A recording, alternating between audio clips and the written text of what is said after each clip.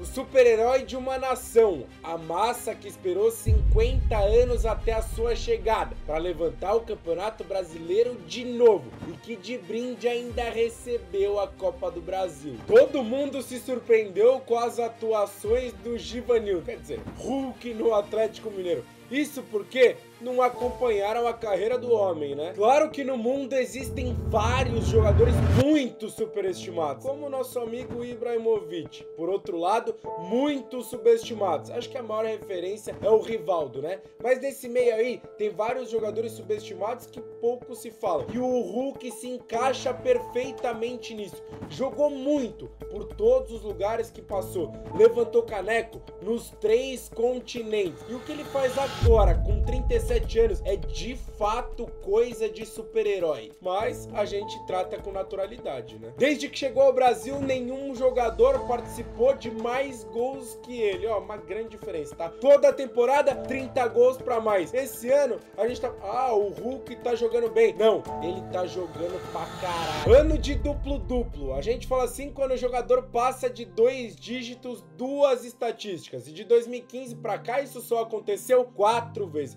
Magic Johnson, T. Arrascaeta e esse ano Luis Soares e Hulk. Ao lado do Paulinho é o grande responsável por essa arrancada do Galo, por colocar o time de novo na briga pelo título brasileiro e até a última rodada. No segundo turno, o Atlético faz campanha de campeão e o ídolo lidera praticamente todas as estatísticas. 16 participações em gols só nesse período. 8 gols e 8 assistências. Só não é o artilheiro do time do turno porque, mano, o Paulinho tá um animal. E é claro que a gente vai voltar em 2021 no Prime Hulk. Mas calma, deixa eu comprovar minha tese antes pra você de que ele só não é mais valorizado porque ele jogou muito, mas jogou em polos escondidos, principalmente pros brasileiros. Só fez 2 jogos atuando aqui, os 2 pelo Vitória, um deles ainda de lateral esquerdo. Logo depois já foi parar lá no Japão, isso em 2005. Beleza, ninguém quer muito saber como ele foi no Japão, né? Mas só pra resumir, ele foi vice-artilheiro da segunda divisão, só por curiosidade, ele só ficou atrás do Borja, aquele mesmo. Isso defendendo com Saddoli Sapporo. Depois ele se transferiu pro Tóquio Verde, e aí sim, foi artilheiro da segunda divisão, 37 gols, garantiu o acesso da equipe pro japonesão. Isso foi lá em 2007, né? E claro que no ano seguinte durou pouco, chegaram os Portuga do Porto e arrancaram o moleque de 24 anos. Enfim, chegou à Europa. E logo no seu ano de estreia, foi apontado como uma das 10 maiores promessas da temporada europeia. E o Porto, bobo nem nada, subiu a multa, né? De 40 para 100 milhões de euros. Na época, a maior da história do futebol português. Na temporada seguinte, um baque. Em um jogo contra o Benfica, realizado na Luz, uma confusão no túnel que dá acesso ao campo. Hulk estava envolvido, rolou toda uma polêmica e o brasileiro foi julgado 4 meses fora dos gramados. Ele se sentiu muito injustiçado. Depois conseguiram diminuir um pouco, mas ele já tinha perdido 18 jogos do Campeonato Português e o título já estava na mão dos caras. Mas a temporada 10-11 foi a melhor no Dragão. Campeão do Campeonato Português, sendo artilheiro e melhor jogador. Ainda fez o gol do título e sabe aonde? Na Luz contra o Benfica. O jogo por si só já era especial, mas coroou de fato a sua volta por cima. E só um detalhe, campeão português invicto, tá? Ainda naquele ano, o Porto levantou a taça da Liga Europa. Oh, falando sério, naquela época, Hulk e Falcão Garcia era uma dupla imparável. Depois de ganhar tudo e mais um pouco, foi parar na Rússia, jogar pelo Zenit. E no início teve alguns problemas, é verdade, com o técnico, com a gestão, atos de racismo, mas a verdade é que ele sempre entregou. E em 2015, no ano que foi campeão russo, jogou demais, resolveu, decidiu. O papo é simples, irmão, são 136 participações em gols em 148 jogos. Inclusive, foi convocado para a Copa do Mundo de 2014 jogando lá. Depois foi convocado em 2015 e ainda estava lá. A verdade é que lá ele performou muito bem, mas é uma liga escondida. Depois disso, foi para a China, um dos pioneiros. E eu falo isso porque quando a China começou a contratar geral, o Hulk foi uma das primeiras estrelas a aceitar o projeto, aí pra lá. E aí o quê? E aí que ele jogou muito de novo, meteu gol atrás de gol, fez o Xangai ganhar o seu primeiro título do chinesão na história, participou de 131 gols em 145 jogos.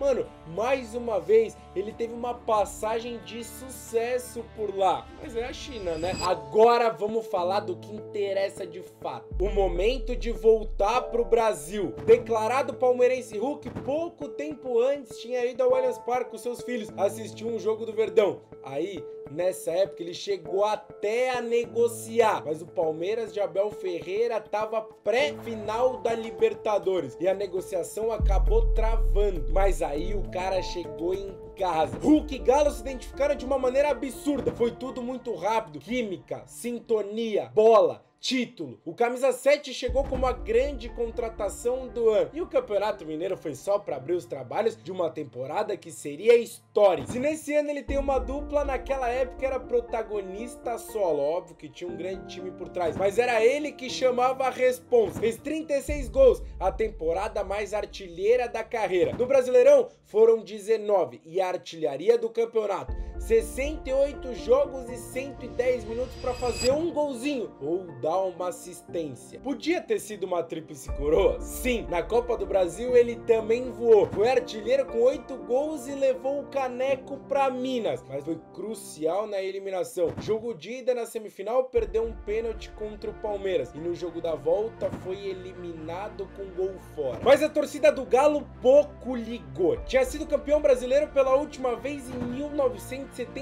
Era a grande obsessão da nação atleticana. E depois de anos fora do Brasil, o super-herói voltou para dar o título que o povo esperou por 50 anos. No primeiro ano foi elevado ao nível máximo de ídolo dentro do clube. Em 2022, um ano mais atípico, o time não rendeu, Cuca saiu, depois voltou, eliminações precoces, mas os números do homem seguiram excelente. Porém, não foram suficientes para o Galo fazer uma grande temporada. Nessa temporada do tá jogando bem, é que a gente ficou mal acostumado com o que o Hulk pode entregar. Essa que é a bem da verdade. Comparando com o Prime Hulk de 2021, que de fato ele jogou mais bola, mas mesmo assim, esse ano tá surreal. A mesma quantidade de participações em gols com 10 jogos a menos. Contribui demais com o Galo. O que ele entrega no Brasil não é novidade. A novidade é que a gente passou a assistir o Hulk jogar futebol. Porto, Zenit, Xangai,